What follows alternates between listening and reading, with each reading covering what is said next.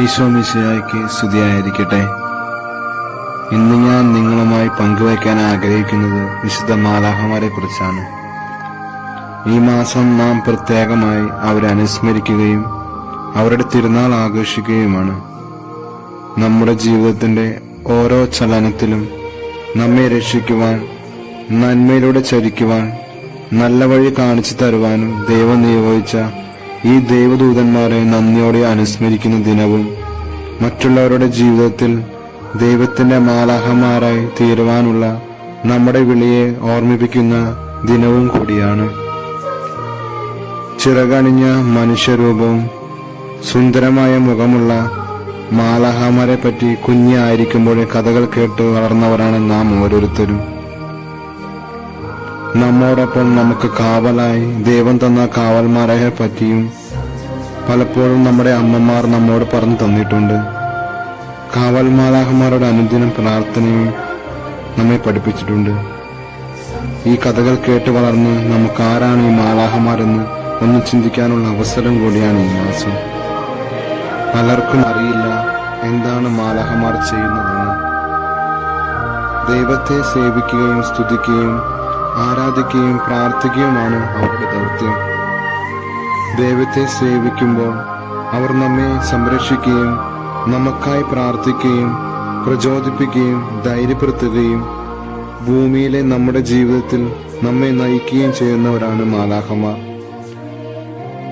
കത്തോലിക്ക സഭയുടെ മതബോധന ഗ്രന്ഥം 336 നമ്മുടെ എല്ലാവരുടെയും കൂടെ നടന്ന് സംരക്ഷിച്ച് നയിക്കുന്ന കാവൽമാരെ കുറിച്ചും പഠിപ്പിക്കുന്നു. കാവൽ മാലാഖമാർ നമ്മെ സ്നേഹിക്കുകയും എല്ലാ വിനാശയിൽ നിന്നും നമ്മെ രക്ഷിക്കാൻ പരിശ്രമിക്കുകയും ചെയ്യുന്നു. സ്നേഹമുള്ളവരെ, മാലാഖമാർ നമുക്ക് വേണ്ടി പ്രാർത്ഥിക്കുന്നു.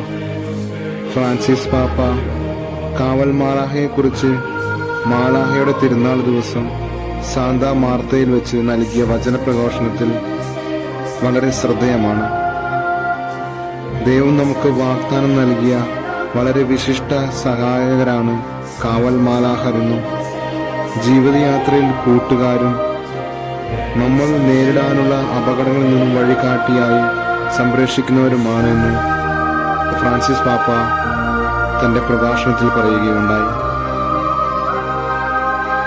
ദൈവം സൃഷ്ടിച്ച മാലാഖമാരുടെ എണ്ണത്തെക്കുറിച്ചല്ല, എങ്കിലും വിശുദ്ധ തോമസ് കീനസ് പഠിപ്പിക്കുന്നത് പോലെ ഓരോ മാലാഖയും തന്മയാർന്നതും മറ്റൊരു മാലാഖയുമായി സാമ്യമില്ലാത്തതുമാണ്.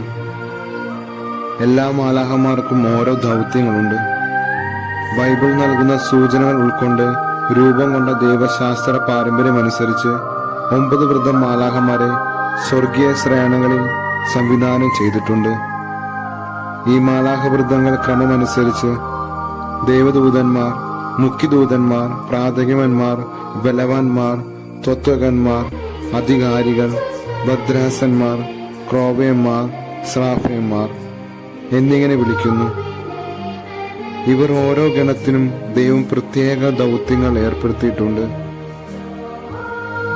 ഇതിൽ പ്രത്യേകമായി ഞാൻ കൂടുതലായി പറയാൻ ആഗ്രഹിക്കുന്നത് ശ്രാഫയന്മാരെ കുറിച്ചാണ്. ഇവരെ എബ്രായ ഭാഷയിൽ സ്രോപ്പു എന്നാൽ എരിയുന്നവർ എന്നാണ് അർത്ഥം. ആയതിനാൽ ഈ വൃന്ദത്തിലുള്ളവരെ അഗ്നിമയർ എന്നും സെറാഫുകളെന്നും വിളിച്ചു വരുന്നു. ഇവരുടെ പ്രത്യേക ജോലി ദൈവത്തെ സ്തുതിക്കുക എന്നതാണ്. ഏശയ്യായുടെ പുസ്തകം 6-ാം അധ്യായം 3-ാം വാക്യത്തിൽ നമുക്ക് കാണാൻ സാധിക്കും.